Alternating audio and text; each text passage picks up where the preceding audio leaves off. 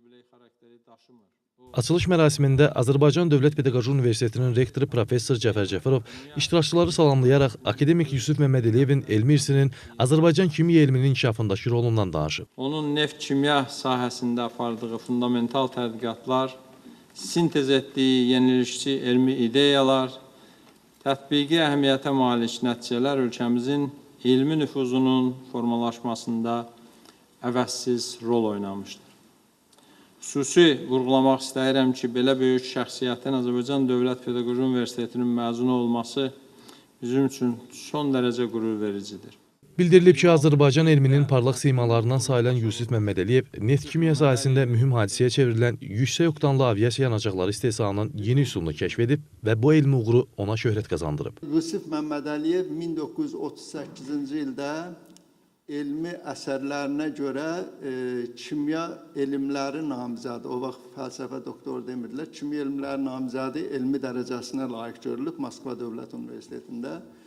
Və 1942-ci ildə isə aromatik karbohidrogenlərin alkinləşdirilməsi və dealkinləşdirilməsi yolu ilə toluolun sintezi mövzusunda doktorluq dissertasiyası müdafiə edib. Və heç təsadüfi deyil ki, Yusif Məmmədəliyevin alkinləşdirilmə sahəsindəki fəaliyyətinə görə ona alkinləşdirilmənin kralı deyirdilər.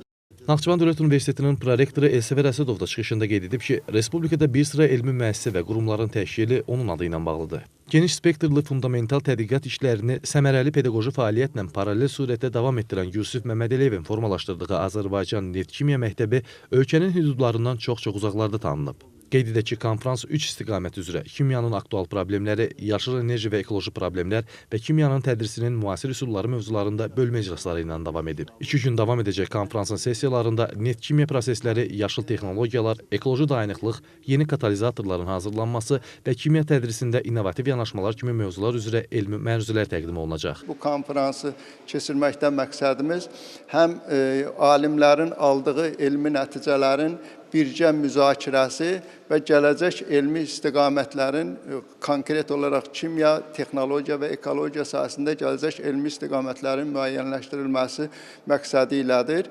Onun ideyaları müasir cəmiyyətin sabit inkişafı üçün ilkin şərtlərdən olan ekologiya, iqlim dəyişikliyi və yaşıl iqtisadiyyat sahəsində uğurlarının, o problemlərinin həlli məhz Yusif Məmmədəliyevin əsərlərindən istifadə edərək qoyula bilir. Akademik Yusif Məmmədəliyev Naxçıvan Dövlət Universiteti üçün də onun adı Naxçıvan Dövlət Universitetindən də bir avazda bağlıdır. Belə ki, Naxçıvan Dövlət Universiteti olmamışdan əvvəl bizim elm təhsil müəssisəsi Akademik Yusif Məmmədəliyev adına Naxçıvan Dövlət Pedaqoji İnstitutu gedirdi.